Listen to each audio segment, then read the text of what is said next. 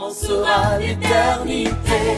Dans la peine ou la joie, je ne sais. Tu passeras l'éternité. Sera-ce le bonheur parfait? Qui fera ton éternité? Sera-ce le châtiment complet? Qui fera ton éternité? Mais j'aimerais commencer avec deux prophéties. Amen. Amen. On nous a appelés pour parler de la part du Seigneur. Et nous voulons parler réellement de la part du Seigneur. En nous humiliant sous sa grâce. En nous humiliant sous sa volonté. Et sous son amour. Que Dieu vous bénisse. Amen. Est-ce que nous pouvons prendre nos Bibles, s'il vous plaît? Apocalypse, chapitre 5. Est-ce que nous pouvons nous tenir debout pour honorer la parole de Dieu?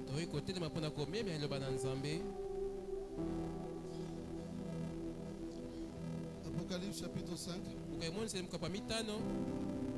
Nous commençons à partir du verset 11 jusqu'au 13e verset. Papa Patrick, est-ce que vous pouvez nous lire ça? Apocalypse 5, verset 11 à 13, j'ai lu au nom de Jésus. Amen. Je regardai et j'entendis la voix de beaucoup d'anges autour du trône et des êtres vivants et des vieillards. Et leur nombre était des myriades et des milliers de milliers. Ils disaient d'une voix forte, l'agneau qui a été immolé est digne de recevoir la puissance. Arrêtez-vous là, s'il vous plaît. L'agneau qui a été immolé est digne de recevoir la puissance. Il est digne de recevoir la puissance. La puissance n'est pas entre nos mains. Nous l'avons reçue de celui qui vient d'en haut. Parce que c'est lui qui en est digne. Deuxième des choses. La richesse. Oh. Quelqu'un peut dire à son voisin, tu seras riche ce matin.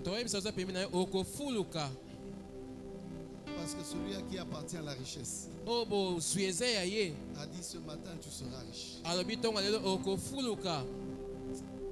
La sagesse. La sagesse.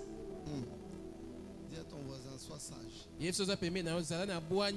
Dis-lui, sois sage. La La sagesse ne vient pas de nous. Elle nous vient d'en haut. Et tu n'as qu'une portion de la sagesse. La force. Ah. Qu'est-ce que tu ressens encore? Si j'étais toi, vous allez déjà sentir mon cœur en train de bondir déjà. À celui qui est assis sur le trône. La sagesse. La force. Mais un autre point que j'aime. L'honneur. L'imemia. Dis à celui qui est à côté de toi. Qu'on le veuille ou pas, tu seras honoré cette année. Qu'on le veuille ou pas, tu seras honoré cette année. Cette année, c'est ton année d'honneur. Tu as déjà revêtu la sagesse. Tu as déjà revêtu la force. Tu as déjà revêtu la puissance. Ah, mais je dis à quelqu'un ce matin que l'honneur se dépose sur ta vie. Un autre point. La gloire. Ah. Il y a des choses quand ça vient d'en haut. Vous sentez comment tout est pur. Tu ne recevras pas n'importe quel type de gloire. C'est une gloire où partout où tu passes, tu es loué. Parce que Christ en toi, c'est l'espérance de quoi? Ah, moi j'ai Jésus en moi, mais je n'ai pas l'espérance de la gloire en moi.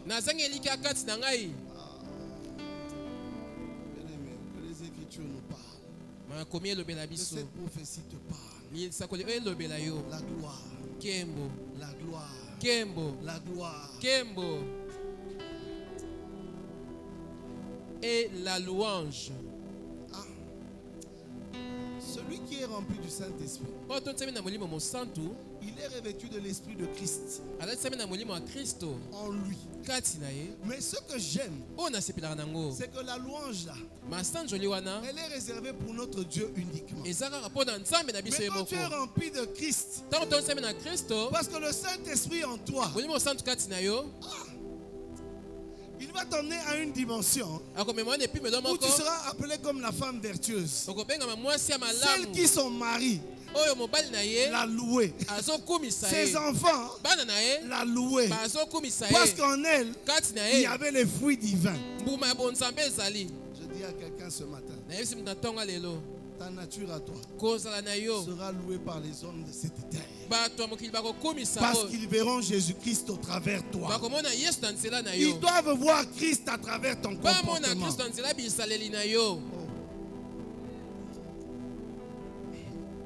Verset 13. Et toutes les créatures qui sont dans le ciel, sur la terre, sous la terre, sur la mer, et tous ceux qui s'y trouvent, je les entendis qui disaient: à celui qui est assis sur le trône et à l'agneau, soit la louange, l'honneur, la gloire et la force au siècle des siècles.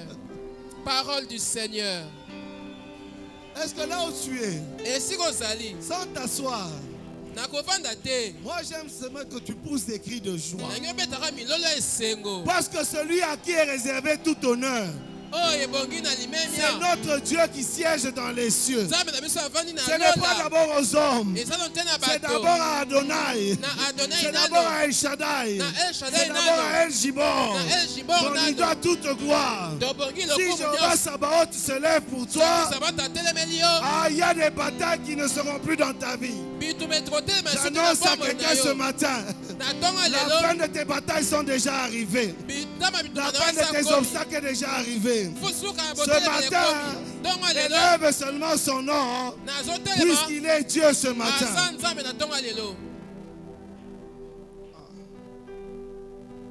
C'est lui qui mérite d'être honoré.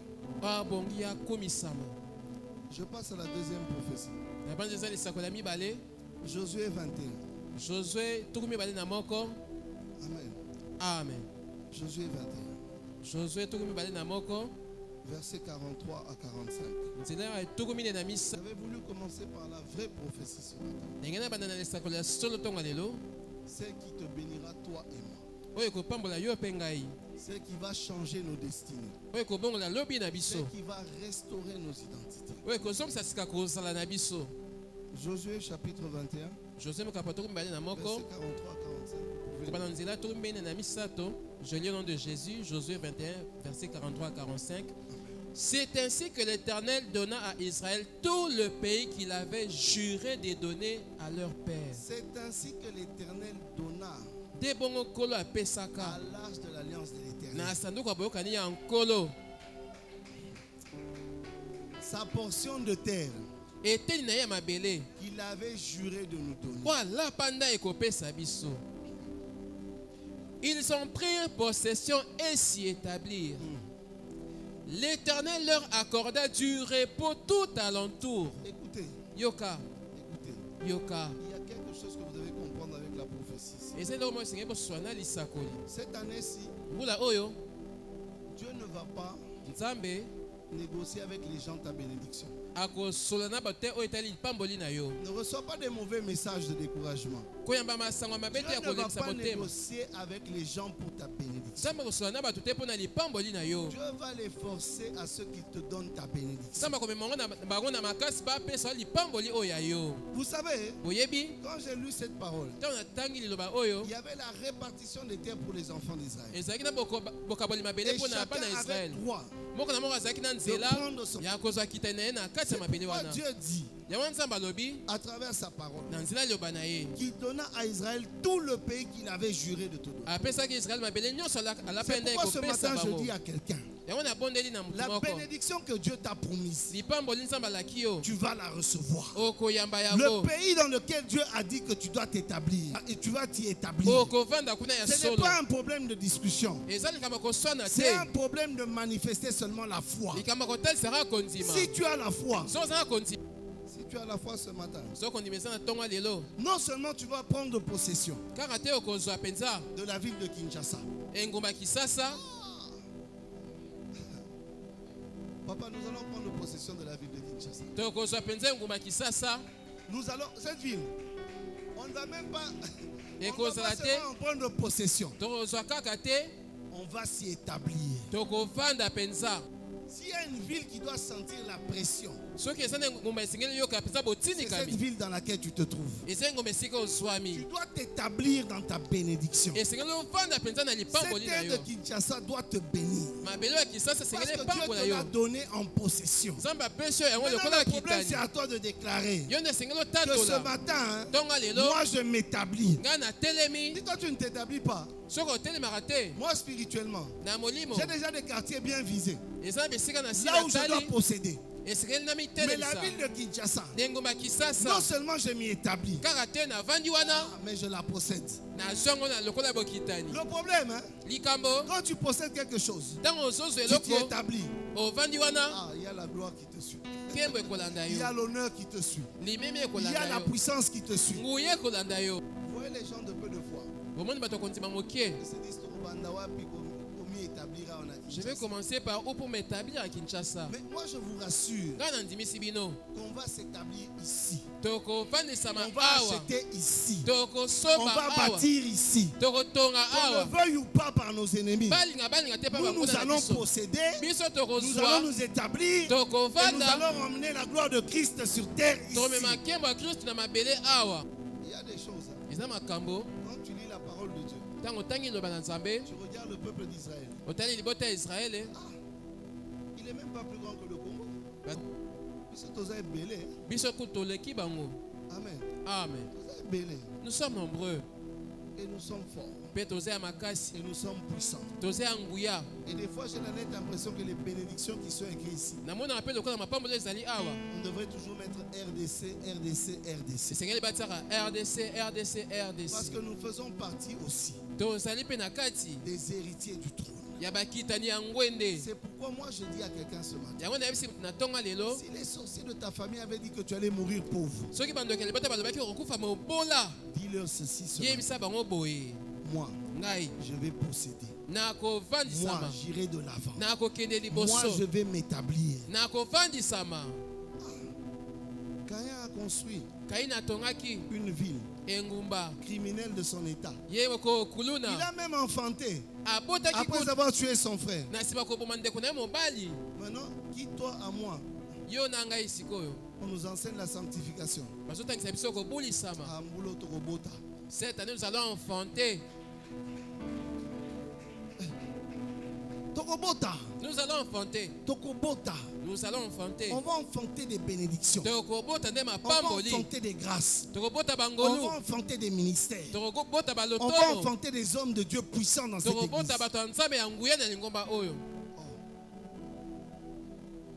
Le problème, c'est la foi. Moi, je suis venu te donner seulement la prophétie ce matin. Est-ce que tu peux posséder ce pays? Est-ce que tu peux déclarer que moi, je possède ce pays? Et moi, je m'y établis dans ce pays. Et aucune porte ne me sera fermée. Parce que j'ai une promesse ferme. Il est écrit au verset 44. L'Éternel leur accorda du repos de tous côtés. Écoutez, le repos là, c'est la paix. Moi j'ai un mariage de paix. J'ai un mariage de paix.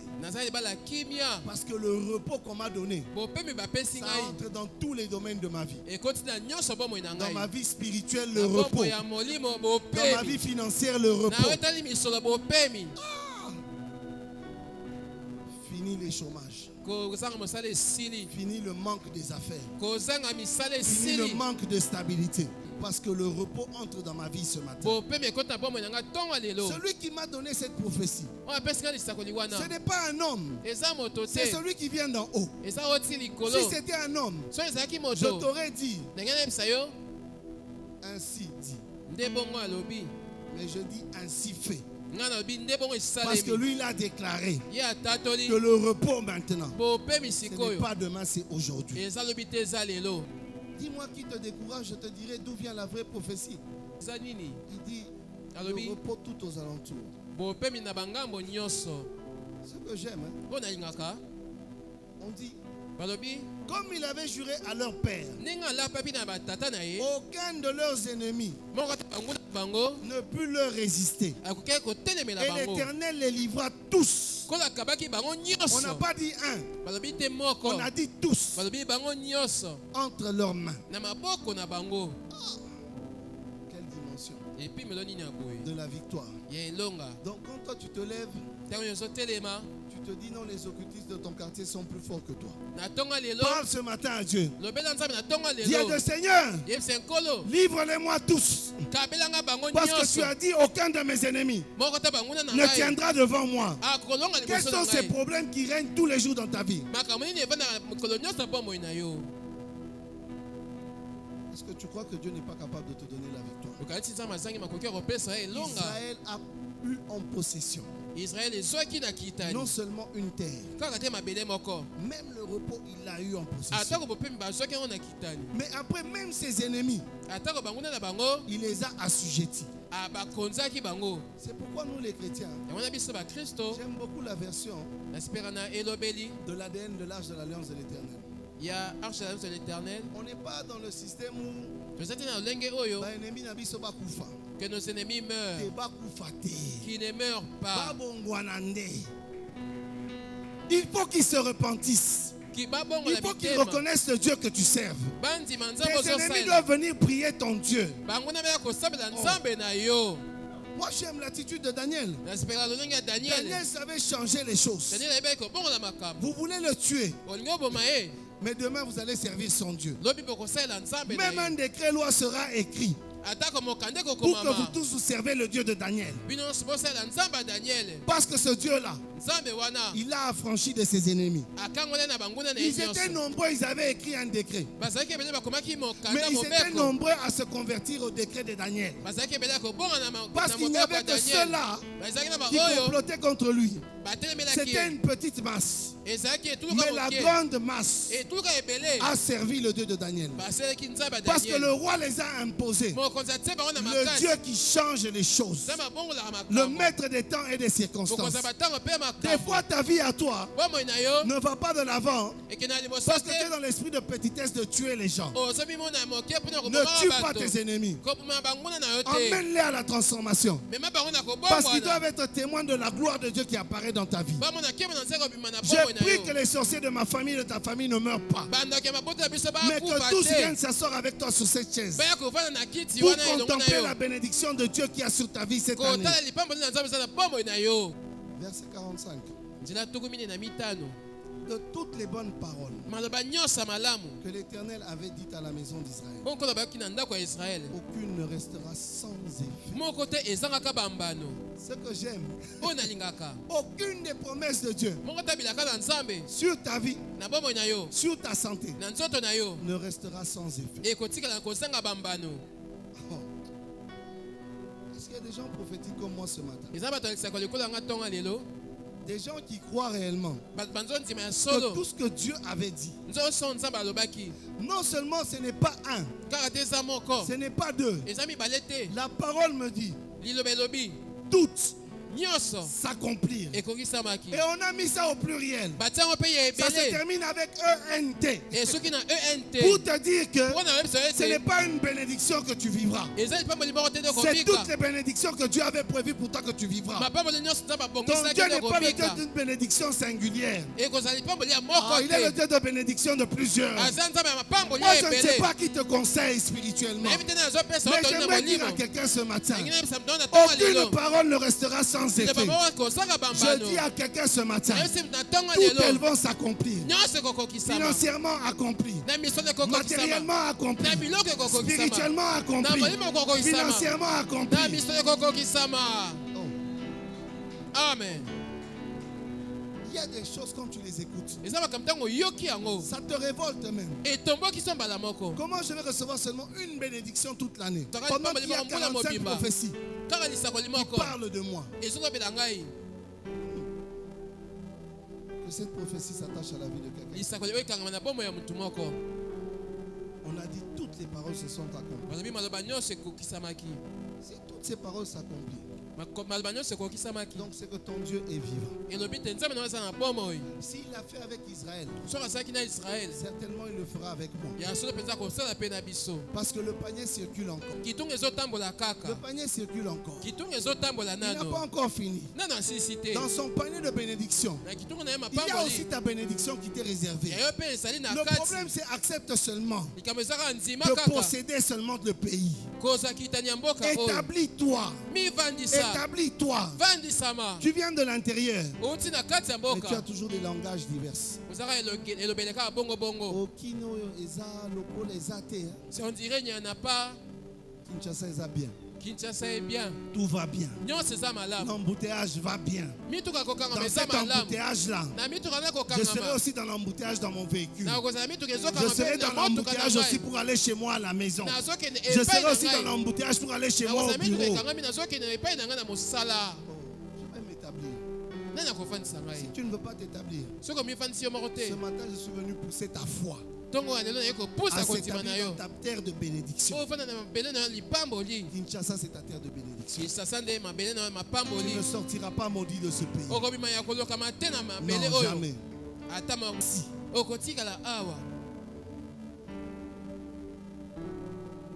Que Dieu vous bénisse abondamment. Amen.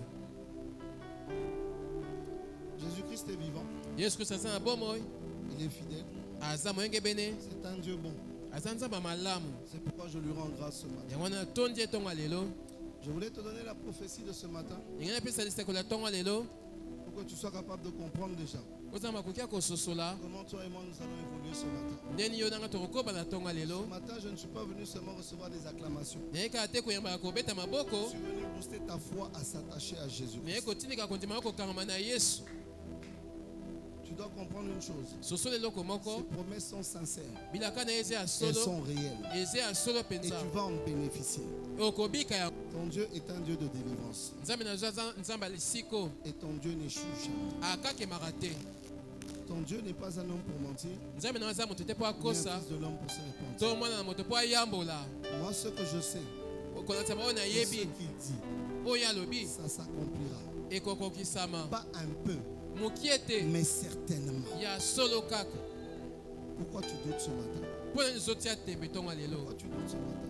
Je est venu me dire que je dise à quelqu'un ce matin, d'ôter le doute dans sa vie. Parce que ta vie à toi ce matin, elle va changer totalement. Pas parce que moi je le veux, parce que le Saint-Esprit le veut. Je t'ai donné ces deux prophéties, mais je voulais que tu comprennes quelque chose de grand. Ton Dieu, c'est un Dieu qui agit dans la puissance. Mon thème de ce matin, c'est ma prière, ma vie. Ma prière, ma vie. Ma prière, ma vie. Bien-aimé, un chrétien sans vie de prière est un soldat sans armes. L'âme d'un chrétien, c'est la vie de prière. Tu vas me dire, mais la parole de Dieu, elle est où dans tout ça? Je me réfère à ce qu'il a dit à Josué. Que ce livre de la loi ne s'éloigne point de ta bouche. Médite le jour et nuit. Quand tu médites quelque chose jour et nuit, ça reste tout sur les papiers. Ça entre dans le cœur. Et ça sort dans la bouche. Est-ce que vous comprenez ça? Chaque fois quand tu médites sur la parole, ta prière devient plus efficace. C'est pourquoi ce matin, je ne veux pas m'atteler sur la parole de Dieu. Je considère que j'ai affaire à une assemblée qui médite déjà beaucoup sur la parole. Mais j'aimerais m'atteler plus sur sa vie de prière. Bien-aimé, un chrétien sans vie de prière est un chrétien et un soldat sans armes. Nous, notre meilleure façon à nous de parler, de combattre, ce n'est pas de se plaindre, mais c'est de prier. C'est ce que j'ai appris de Christ. Christ, vous pouvez dire tout ce que vous voulez. Dans la journée, vous pouvez le lapider. Mais le soir, il se retirait toujours pour prier. Quelle était sa force? C'était la prière. Devant des lois, il n'avait qu'une arme, la prière. Vous avez déjà vu Jésus-Christ? Même lorsqu'il parlait dans le livre de Jean, au premier apôtre, quelqu'un qui avait, il n'avait pas un parchemin entre ses mains, mais la parole, elle était dans son cœur, parce qu'il a eu le temps de la méditer. Quand il avait l'âge de 12 ans, il s'asseyait dans le temple avec les anciens. Il la lisait, il la mémorisait. Quand il sortait, dans sa bouche, ces paroles-là, ces écritures-là devenaient des flammes de feu.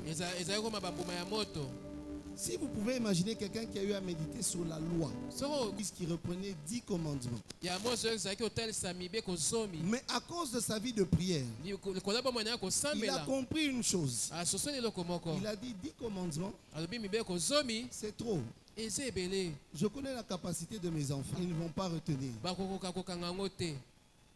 On lui dit, mais quel est le plus grand de tous les commandements? Ce que j'aime avec lui, il les a résumés en deux. Tu aimeras ton Dieu de tout ton cœur, de toute ton âme, de toute ta force, de toutes tes pensées. Et après il dit, tu aimeras ton prochain comme toi-même. Parce que pour arriver à voler son prochain, tu ne dois pas aimer Dieu et tu ne dois pas non plus aimer ton prochain. Pour arriver à tuer quelqu'un, c'est parce que tu n'aimes pas Dieu.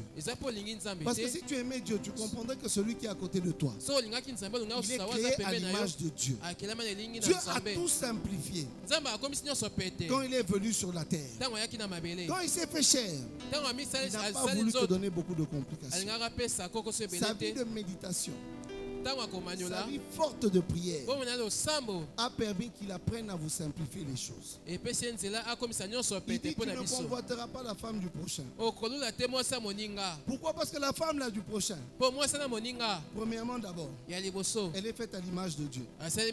Après, elle représente Dieu. Maintenant, si tu la convoites, est-ce que tu aimes Dieu? Si tu convoites le mari de tout, est-ce que tu aimes Dieu? Tu n'aimes pas Dieu. Mais est-ce que si tu aimes ton prochain? C'est ça la bonne question. C'est pourquoi Christ n'est pas allé loin. Simplifié dans ces deux grandes lois. Tu vas voler ton prochain parce que tu n'aimes pas Dieu et parce que tu n'aimes pas ton prochain. Si tu aimes ton prochain, tu ne vas pas le voler parce que tu aimes Dieu. Aujourd'hui, pourquoi il y a beaucoup de poisons, de meurtres et toutes ces choses? C'est parce qu'il n'y a pas l'amour de Dieu. Quand les gens aiment Dieu, tu ne tueras pas. Tu tues les gens. C'est parce que tu n'aimes pas Dieu et tu n'aimes pas ton prochain. Comment tu veux voir quelqu'un dans un cercueil pendant que tu dis que tu aimes Dieu? C'est des grandes questions. C'est pourquoi il dit, tu aimeras ton Dieu et tu aimeras ton prochain. Maintenant, pourquoi je veux aller ce matin sur un point très important. La prière, ma vie. Bien-aimé, pour être un homme de prière, j'aimerais d'abord définir la prière. Qu'est-ce que c'est la prière? La prière, c'est un dialogue personnel ou collectif ayant une nature divine, d'un partage divin avec Dieu. La prière peut être individuelle, elle peut être collective. Mais la nature de cette prière-là, elle reprend une nature divine. Parce que pour votre information, même les sorciers, les occultistes disent qu'ils font des prières.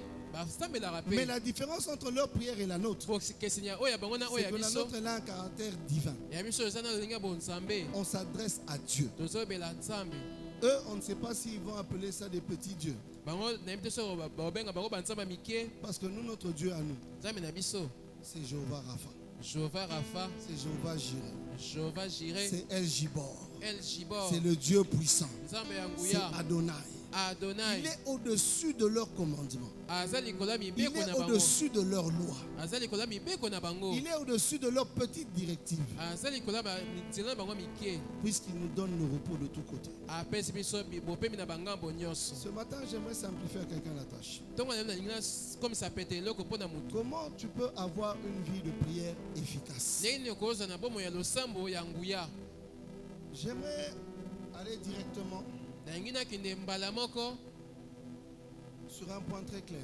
Si tu veux avoir une vie de prière efficace, marche dans la sanctification. Amen. Beaucoup de chrétiens ne sont pas exaucés. Ce n'est pas parce que Dieu ne les écoute pas. C'est un problème du fait qu'ils ne marchent pas dans la sanctification. Si tu veux être béni, marche dans la sanctification. Amen. Vous savez, quand je suis en train de parler de ça, c'est parce que quand j'étais assis là, le Seigneur me montre dans cette rangée-ci. Il dit ceci, que je dise à son peuple que les enfants de Dieu doivent éviter d'aller dans les lieux de bar. Parce que ce n'est pas des lieux saints. Et beaucoup le font. Et ils reviennent s'asseoir dimanche à l'église sur des chaises saintes. Dieu dit sanctifions-nous. Évitons le péché. Parce que j'ai vu ces gens-là assis sur le bar.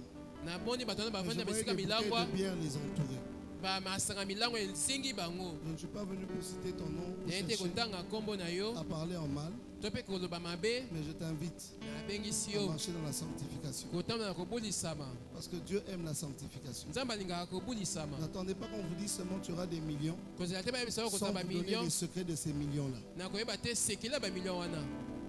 Amen. Est-ce qu'on peut saluer le Saint-Esprit?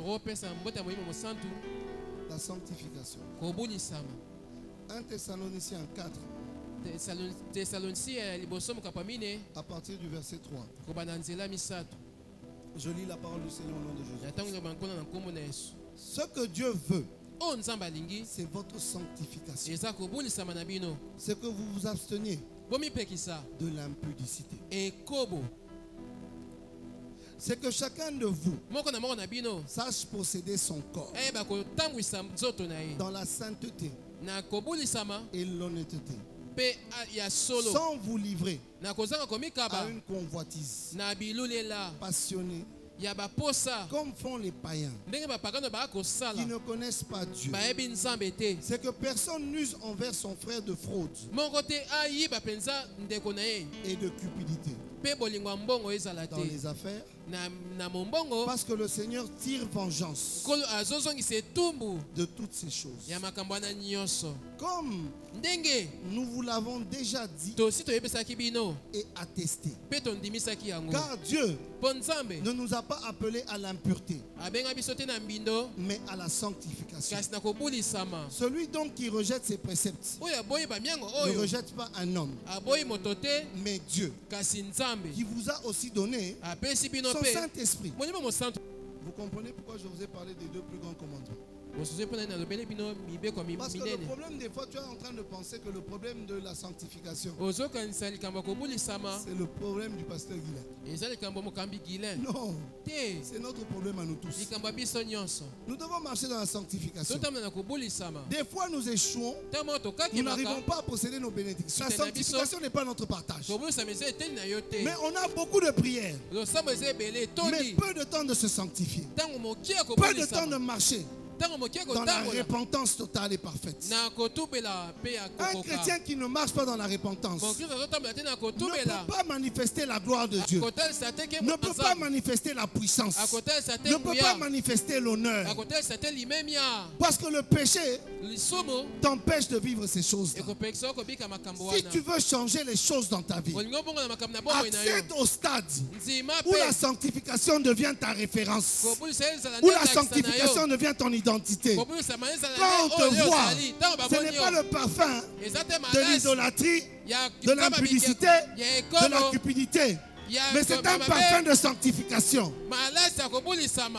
Tu sens bon, oui, mais sens bon de cœur et du Saint-Esprit. Et les fruits de la chair sont en toi. Et tu pries beaucoup. Tu penses que tu vas obtenir ta bénédiction. La bénédiction sera loin de toi. Parce que tu as dérogé à la première règle. Qui doit faire de toi un homme riche. Qui doit faire de toi un homme puissant. Qui doit faire de toi un homme fort. Laisse-moi te dire, bien-aimé, ce matin, que tu le veuilles ou pas, toi et moi, nous devons marcher dans la sanctification. Nommons pas trop les prophéties qui nous emmènent vers l'argent. L'argent, c'est notre partage. L'argent, c'est notre partage. Moi, ce que je sais de la parole, elle est simple.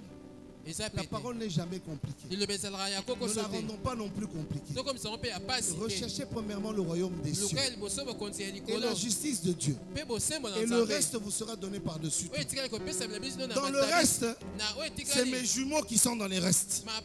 Dans le reste, c'est mon épouse. Dans le reste, c'est mon mari.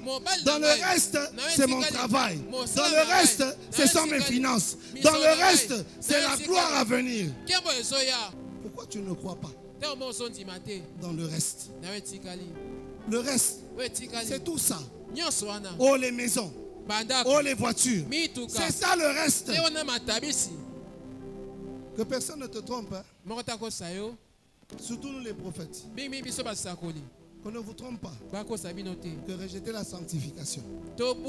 Après recevoir la grâce. Nous allons échouer. Marchons dans la sanctification.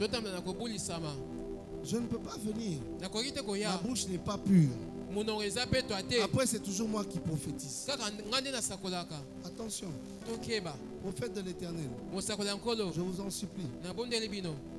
Moi, Dieu m'a parlé. Il m'a dit, les aînés dans la foi, il y aura beaucoup qui va humilier. Et il va les rejeter devant le monde. Maintenant, vous qui n'avez encore rien fait, vous n'avez que des petites affiches. Et vous ne voulez pas vous sanctifier. Cherchons la sanctification. La sanctification, c'est la première des clés pour avoir une vie de prière puissante. Je vous ai dit, un chrétien sans vie de prière est un soldat sans armes. Tu ne peux pas parler de Dieu, mais tu ne le connais pas. Demande-moi comment tu ne connais pas Dieu. Parce que quand tu vis dans toutes ces choses, l'impudicité, la cupidité, le vol, la haine, il n'y a que dans l'église où tu entends des gens parler de mal les uns des autres. D'autres même se tiennent dans le coin.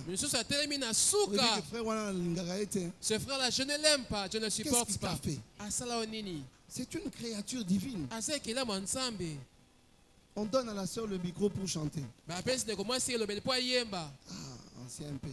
Ancien aussi, lui aussi. Il fait chanter des gens qui ne chantent mal comme ça. Si toi c'est facile, viens chanter aussi. Viens chanter, demande au pasteur, viens chanter aussi. La seule personne dans cette maison qui a le droit de faire des critiques, c'est notre Père spirituel.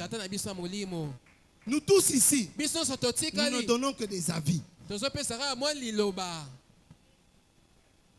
Et seulement quand on vous autorise. C'est important que vous sachiez cela.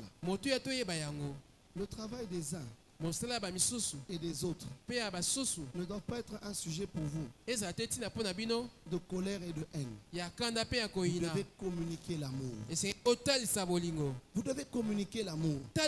Des chrétiens sans amour, vous n'aurez jamais une vie de prière puissante. Je suis en train de vous expliquer la clé pour avoir une prière puissante. Après, je vais vous parler des 10 effets d'une vie de prière puissante.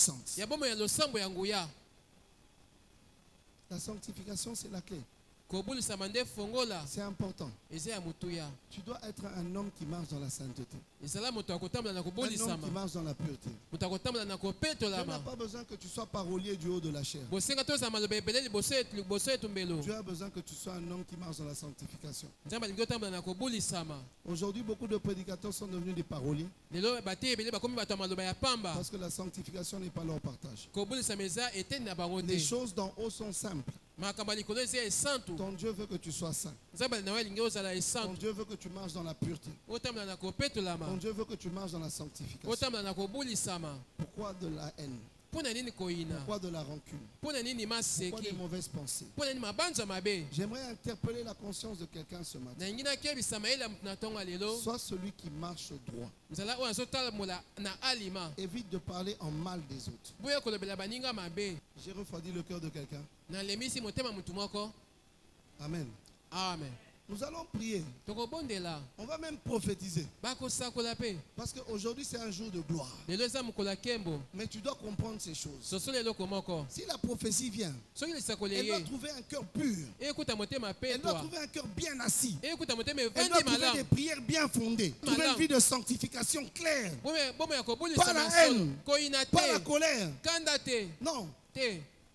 Bien-aimé, soyons sérieux avec Dieu. Dis à ton voisin, sois sérieux avec Dieu. Dis à ton voisin, sois sérieux avec Dieu. Pourquoi tu lui dis ça? C'est pour l'interpeller. À ce que nous ayons des cœurs pleins d'amour. Dieu est amour. Dieu n'est pas prestige. Dieu n'est pas parolier. Il demeure dans son amour. Ce que Dieu veut, c'est que dans ta prière à toi, pour qu'elle soit puissante, il faut que tu t'éloignes du mal. 1 Pierre 3, verset 15. Il est écrit: mais sanctifiez dans vos cœurs Christ, le Seigneur, étant toujours prêt à vous défendre avec douceur et respect devant quiconque vous demande raison de l'espérance qui est en vous et une bonne conscience, afin que la même où ils vous calomnient, comme si vous étiez des malfaiteurs, ceux qui décriaient votre bonne conduite en Christ soient couverts de confusion. Car il vaut mieux souffrir, si telle est la volonté de Dieu, en faisant le bien qu'en faisant le mal. Amen. Bien-aimés, n'aimons pas faire le mal. Le mal nous détruit. Le mal nous empêche d'accéder à la bénédiction. Le chrétien actuel d'aujourd'hui est trop assis sur le mal. Répandons-nous. Changeons nos caractères. Changeons nos vies. Changeons notre façon de parler. Changeons notre façon d'exhorter. Changeons notre façon de témoigner de l'amour. Nous devons être de ceux qui savent dire la vérité. Nous devons être de ceux qui savent aimer les autres. Donnons l'amour, bien-aimés. Aimons-nous les uns les autres. Tu veux avoir une vie de prière puissante. Mais où est l'amour dans ton cœur? Tu parles même en langue. Mais qu'on t'accorde 2 minutes. C'est les plus grandes insultes qui sortent. Bien-aimé, Dieu ne t'a pas appelé aux insultes. Dieu t'a appelé à l'amour.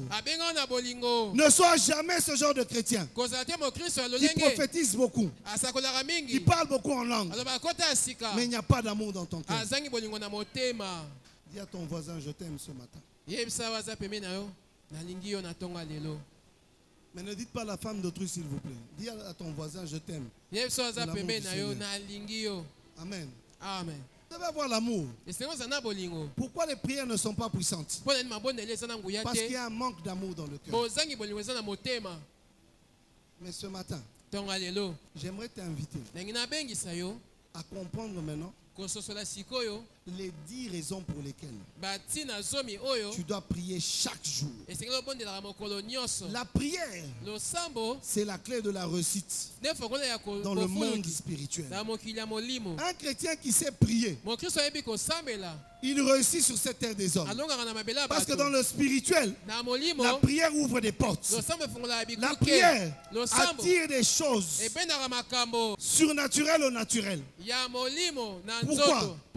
Parce que ce qui n'existait pas, tu peux le créer dans la prière. C'est pourquoi je dis à quelqu'un ce matin, même ton mariage, arrête d'attendre qu'on te connecte. Connecte-toi à la vie de prière et connecte ton mari au divin. Tu vas célébrer cette année. Un chrétien qui prie est un homme dangereux. Un chrétien qui prie est un homme dangereux. La parole de Dieu me dit, Élie était un homme de la même nature que nous. Mais il pria avec instance pour qu'il n'y ait point de pluie pendant 3 ans et 6 mois. Toi, comment tu pries? Toi, comment tu pries? Élie a ramené des morts à la vie. Mais demande à un chrétien d'aujourd'hui, combien de morts il a ressuscité? Vous savez pourquoi? Vous avez oublié le premier point, la sanctification. J'aimerais ce matin te donner les 10 raisons qui vont te permettre d'avoir et de comprendre pourquoi il faut prier chaque jour. Le premier des points pour lequel un chrétien doit avoir une vie de prière au quotidien, la prière nous protège. Bien aimé, un chrétien qui prie, il est différent d'un chrétien qui ne prie pas. Celui qui prie, quand il sort le matin, il sort avec assurance. Celui qui ne prie pas, il ne sait jamais ce qui va lui arriver dans la journée, parce qu'il a peur de tout. Mais toi qui pries chaque matin, chaque midi, chaque soir, quand tu sors, tu es protégé.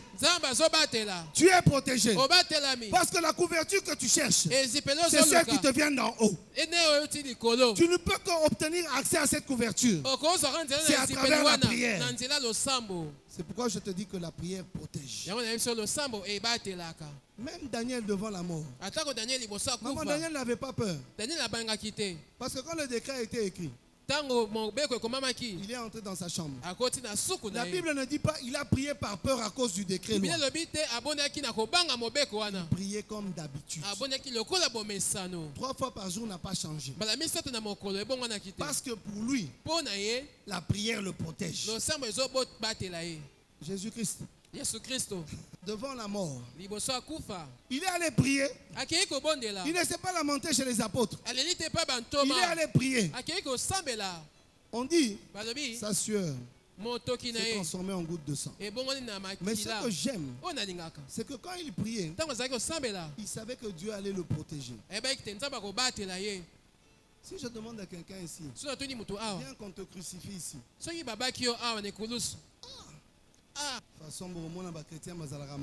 façon, vous allez voir les Les chrétiens chrétiens ont courir. peur de la mort. Hein. Les chrétiens ont peur de la mort. Parce qu'ils prient peu. Ce que je vous dis, c'est la vérité. Aujourd'hui, même les démons qu'on chasse sortent au nom de Jésus. Si un démon apparaît ici, une partie de cet étranger va fuir. Au nom de Jésus-Christ sera dehors, pasteur Martin. C'est la vérité.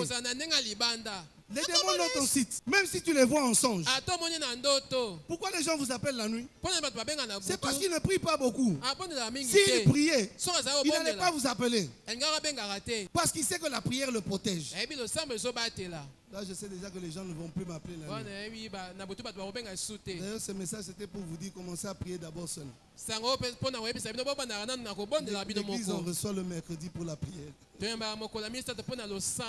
Amen. Amen. Amen. Amen. Il faut avoir une vie de prière. La prière protège. Deuxième des points. La prière change les circonstances. Que quelqu'un comprenne d'abord que les circonstances de ta vie ne vont changer que si tu as une forte vie de prière. Daniel dans la fosse au lion, il n'avait pas peur. Il savait qu'il n'allait pas mourir. S'il devait même mourir, il savait que Dieu était toujours là et qu'il irait au paradis. Mais comme son Dieu, il est le maître des temps et des circonstances. Daniel dans la fosse au lion. Mais la prière qu'il avait faite l'a accompagné jusque dans la fosse. C'est la prière qui l'a protégé. Quelqu'un va me dire, mais est-ce que la prière accorde réellement une protection? Mais je vais te dire quelque chose. Pourquoi je te dis que la prière protège? C'est parce que dans le troisième point, la prière te maintient dans la volonté de Dieu. Vous ne pouvez pas dire à un chrétien qui prie de changer sa vie de prière et de faire la volonté de quelqu'un d'autre pendant qu'il sait que sa vie de prière à lui, elle ne doit être qu'adressée à son Dieu. Et ça le permet de se maintenir uniquement dans la volonté de Dieu. Si tu pries beaucoup, il est difficile que tu sortes de la volonté de Dieu. Même quand les obstacles se lèvent, ta vie de prière te maintiendra toujours dans la volonté de Dieu. Jésus-Christ pour preuve, il ne voulait pas mourir aussi par la croix. Mais il savait que c'était le destin pour que toi tu sois sauvé. Mais il a dit, si telle est ta volonté. Mais comme c'était la volonté de Dieu qu'il meurt par là, maintenu dans la volonté de Dieu, c'est pourquoi il s'est donné un sacrifice pour toi. Pour que toi tu restes en vie aujourd'hui. Pour que toi par le sang qui a coulé à la croix, que tu ne sois plus sous la condamnation. Pourquoi vous n'aimez pas rester dans la volonté de Dieu? C'est parce que beaucoup de gens ont une faible vie de prière.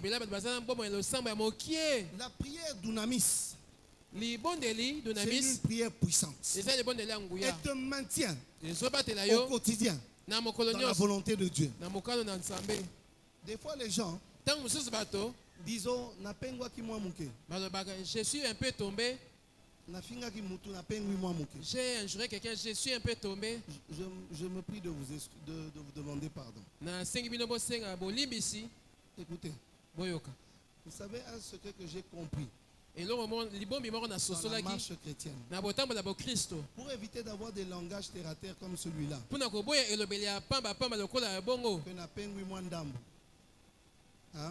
je suis un peu tombé. Et une forte vie de prière. Parce que si tu pries à tout moment, le péché sera loin de toi. Quelqu'un qui parle tout le temps avec Dieu n'a pas le temps de pécher.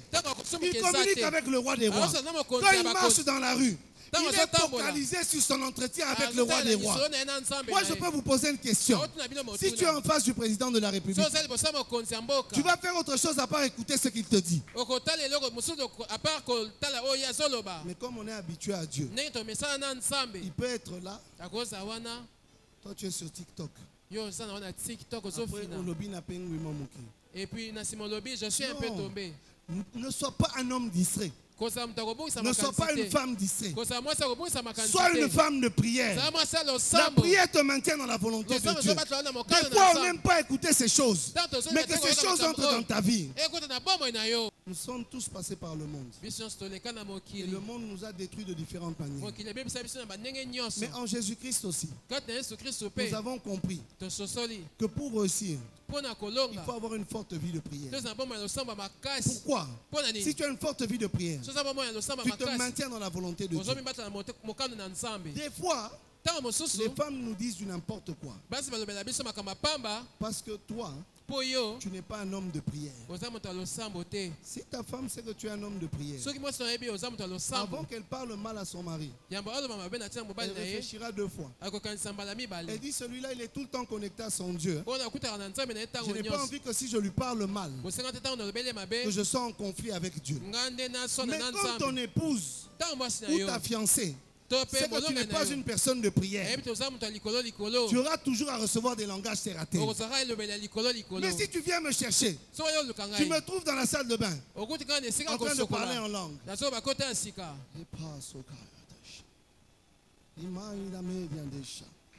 tu me salueras, mais l'onction qui est en moi te sera communiquée. Et même si on a une vie normale, toi et moi, on va commencer à parler en langue ce jour-là.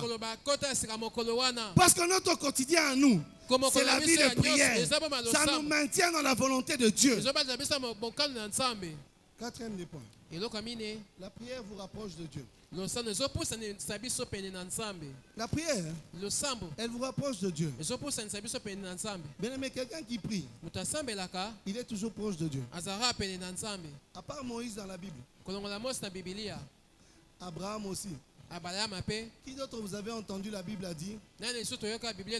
Il parlait avec Dieu comme Dieu parle avec son ami. Moïse, c'est ça qui avait été dit de lui. Parce que Moïse était un homme de prière. Il était tout le temps dans la présence de Dieu. Vous pensez que monter 40 jours, 40 nuits à la montagne, c'est donné à tout le monde. C'est donné à tout le monde. Tu vas crier, non, j'ai des responsabilités, j'ai des charges. Ma famille, comment elle va survivre? Comment la famille de Moïse survivait quand elle était à la montagne? Des fois, nous avons des raisons. Mais des fois, nous oublions qu'il y avait des anciens qui ont obtenu un témoignage favorable à cause de leur foi. Je ne suis pas venu te motiver ce matin. Je suis venu faire asseoir en toi ces principes. Pour que lorsque tu recevras la prophétie, que tu ne sois pas écarté de la volonté de Dieu. La prière te rapproche de Dieu. Moïse était proche de Dieu. Pourquoi Dieu le connaissait par son nom? Maintenant je te pose la question, est-ce que toi Dieu te connaît par ton nom?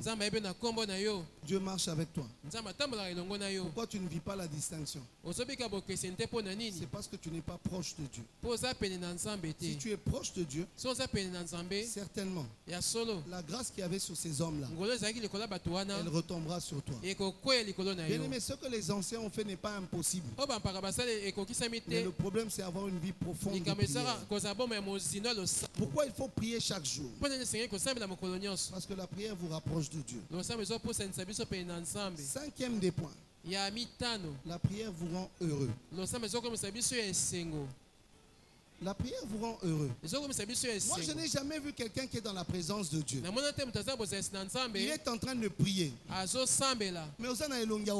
tu as un visage renfrogné. Tu es loin de Dieu. Je Je ne suis pas venu te décourager. Je suis venu te motiver plutôt. Que ton sourire fasse comprendre aux gens que tu as une forte vie de prière. Anne, vous vous moquez d'elle. Oh non, Anne. Elle avait un visage triste. Écoutez que je vous dise quelque chose. Anne, c'était une femme de prière. Même quand Élie est venu la rencontrer, pour lui dire qu'elle devait faire passer son vin, la Bible dit qu'elle avait duré dans la présence de Dieu en prière. Maintenant, toi, tu as un problème de fécondité. Tu pries pendant 5 minutes. Je pense que tu vas trouver des solutions à tes problèmes. Des fois, on n'arrive pas à comprendre les principes divins. C'est pourquoi je vous ai dit les 10 raisons pour lesquelles nous devons prier chaque jour. Ma prière, ma vie. Tu as une maladie qui ne se termine pas. Dis-moi combien de temps tu passes dans la présence de Dieu. Et combien de temps je te dirai que tu auras la guérison. Jésus-Christ avait parlé aux apôtres. Il leur dit, ce genre de démons ne partent que par la prière. Est-ce que lui n'était pas avec les apôtres chaque jour? Ça ne vous dit rien. Mais ils ont essayé de chasser les démons avant lui. Même la personne pour qui était allé d'abord voir les apôtres. Si vous lisez bien au début dans Marc 9, il dit ceci. Il dit, Seigneur, je suis venu l'emmener devant toi. Mais vous pensez que si les démons là, on l'avait chassé par les apôtres, toute cette discussion-là allait avoir lieu d'être. Jésus-Christ a regardé et dit, les apôtres ont une vie de prière faible. Tu veux atteindre certaines dimensions prophétiques. Tu as des prières de 5 minutes. Après, quand tu arrives devant l'assemblée, Dieu n'est pas dans la motivation. Dieu est dans la profondeur. Tu es dans la profondeur. Tu veux être connu de Dieu sur le plan prophétique. Tu as envie les prophètes. Tu as envie le ministère du pasteur. Il faut avoir des racines. Si vous lui demandez combien de temps il a dormi dehors, maman en sait quelque chose. Vous devez savoir que la prière rend heureux. Sur quel type de dimension? Lorsque tu es constamment dans la présence de Dieu, la parole de Dieu te dit, lorsqu'on tourne le regard vers lui, nos visages sont rayonnants de joie et ne se couvrent au point de honte.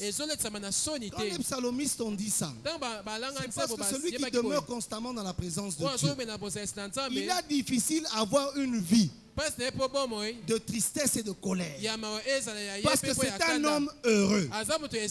Amen. Dis à ton voisin, passe du temps dans la présence de Dieu. Sois un homme et une femme de prière. Et les choses vont changer dans ta vie. Anne, quand elle a fini sa prière, elle est ressortie du temple heureuse. Parce qu'elle savait que sa prière a été exaucée. Ne rencontre jamais un prophète. Il te dit une parole, tu négliges. Non, accepte-la, prends-la. Dis, je la reçois avec foi au nom de Jésus-Christ. Quand tu sors, tu verras le miracle s'accomplir. Nulle part dans la Bible. Moi, j'ai vu dans l'histoire de Anne. Élie disait, j'ai vu un enfant, sexe masculin. J'ai vu un enfant, sexe féminin. Cet enfant sera blanc. Cet enfant sera roux. Jamais. Il a dit à Anne, ta prière a été exaucée. Des fois, c'est parce que tu veux tellement t'accrocher à la prophétie que tu n'as pas une forte vie de prière. Déchargez les prophètes. Priez pour vos propres problèmes. Déchargez le pasteur. Et une vie forte de prière. Ta situation ne va pas rester la même. Le prophète a dit reçois. Toi aussi reçois. La prière. 6e des points. La prière nous donne de l'espoir. Quand Anne a quitté le temple, elle avait espoir que la parole de Dieu va s'accomplir. C'est pourquoi elle avait fait un vœu. Elle a dit clairement, cet enfant, je vais le prêter à Dieu. Parce qu'elle savait que d'elle-même, son souci, c'était qu'elle est un prophète et un serviteur de Dieu dans la vie. Tu vas prêter une femme dans le temple. Mais Dieu aussi. Mais si tu n'as pas une vie de prière sérieuse, tu vas échouer. Prends ta vie au sérieux. La prière te donne de l'espoir. 7e des points. La prière nous rend moins égoïstes. Quand une personne est un homme ou une femme de prière, Il n'est plus égoïste. Il pense aussi aux autres. Abraham savait que la bénédiction, c'est Dieu qui lui avait donné. Mais quand il devait intercéder pour Sodome et Gomorrhe, il savait qu'il y avait quand même quelqu'un, même une personne, même si ce n'était pas un membre de sa famille, mais qu'au moins quelqu'un soit sauvé dans Sodome et Gomorrhe. C'est pourquoi ce matin, j'aimerais parler d'un point qui peut un peu frustrer les gens. Est-ce que vous savez que dans le fond, le salut, il n'est pas seulement individuel, il est aussi collectif. Il est individuel parce que tu dois créer d'abord tes propres voies devant ton Dieu. C'est ça que Christ veut. Que chacun d'entre nous prenne conscience de sa vie. Pour qu'il n'y ait pas des chrétiens paresseux qui dorment sur les prières des autres. Mais si le salut n'était pas collectif aussi, il serait mort pour lui-même. Mais il vous a donné l'exemple. Il est mort pour nous tous. Est-ce que ça ne te dit rien, ça ne te fait pas comprendre les choses? Que le salut n'est pas seulement individuel. En dessous, il est d'ordre collectif. Jésus-Christ ne voulait pas l'énumérer comme ça. Mais ce qu'il voulait, c'est que tout chrétien prenne conscience de sa marche seule. Ou sinon, on ne prierait pas pour les gens. Papa se contenterait de sa grâce, il va prier pour lui et ça s'arrête là. Le salut, désormais, il est collectif. Tu dois prier pour les membres de ta famille. Oh non, tu arrives dans ta maison, le salut est individuel. C'est aussi dépend des langages que les païens utilisent souvent. Parce qu'ils n'aiment pas voir les autres aussi être sauvés. Allez, faites de toutes les nations mes disciples. C'est un langage. Le salut, il est collectif. Mais devant notre Dieu, nous avons tous un compte à rendre personnellement face à nos propres vies. Ne compte pas sur la sainteté du pasteur Guilain. Prie, sois changé et transformé. Sois un homme qui marche dans la crainte de Dieu. Je ne viens pas. Papa, vous, votre travail, c'est donner le mariage en stock. Mais ceux qui ne reçoivent pas, et hommes et femmes, regardons notre ligne de conduite. 8e des points. Je m'arrête par là. Il y en a 10. Je vais énumérer les autres 3. Parce qu'il y a un service qui doit être fait. Et nous voulons que la gloire de Dieu soit manifeste. La prière nous guérit. La prière nous rend plus forts spirituellement. La prière vous donne la paix. Ces 3 derniers points sont très capitaux. Ézéchias n'a pas regardé à sa maladie. Il n'a pas regardé au prophète. Ézéchias a été un homme qui a regardé à son intimité personnelle. De vie de prière entre lui et son Dieu. Beaucoup de chrétiens aujourd'hui n'aiment pas ça. Mais un jour tu me diras merci pour ce que je te dis aujourd'hui. Ézéchias n'a jamais regardé. Prophète, viens d'abord. Est-ce que Dieu ne peut pas changer les choses? C'est ce jour-là que j'avais compris qu'un prophète aussi a des limites. Ézéchias a pris sa royauté. Il a dit, si le prophète ne peut pas me justifier, je me justifie moi-même face à mes actions. Seigneur, j'ai marché en étant fidèle sur cette terre. J'ai été intègre. Son intégrité a parlé. Ézéchias a versé d'abondantes larmes. Il a pleuré contre le mur. Prophète de l'Éternel, j'ai l'impression que des fois aujourd'hui on a perdu notre statut. On entre dans les maisons des gens, on ne nous honore même pas. Quand les gens voyaient les Ézéchias venir, les Jérémie venir, on savait qu'il y avait un problème. On savait qu'il y avait un problème. Samuel dans la maison d'Isaïe, tout le monde se sont posé la question, qu'est-ce que Dieu a dit? Papa a raison des fois. Les prophètes, vous êtes devenus des hommes de spectacle. Soyons des hommes qui sont basés sur la parole de Dieu. Nous devons savoir que nous, les prophètes, nous ne sommes pas là distraire le peuple de Dieu. Et nous sommes là pour donner la vie. Tu es prophète et prophétesse de ta propre vie. Regardez les gens comment ils me regardent. Ils disent nous attaquer par prophète. Non, toi aussi tu es prophète. Moi-même je le suis. Quand Dieu m'a parlé de ce message, il m'a dit mon fils, ayez une vie profonde de prière. Ne soyez pas des gens qui parlent pour parler. Le ainsi dit que vous sortez doit impacter la vie des gens, doit transformer la vie des gens. Combien de gens ont rencontré des prophètes, des pasteurs, des apôtres, mais leurs vies n'ont pas changé? C'est à cause de la vie de prière.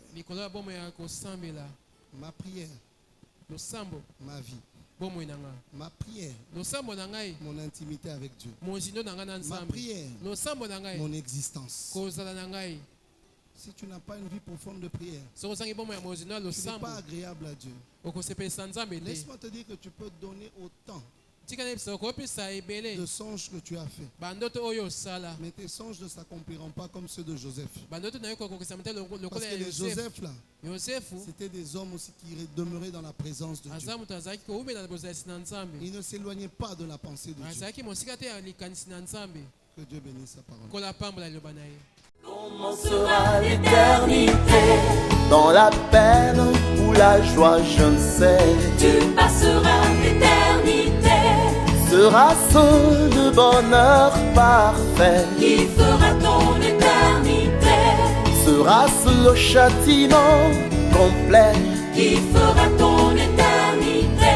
Ce qui est sûr, c'est que pour toi, comment sera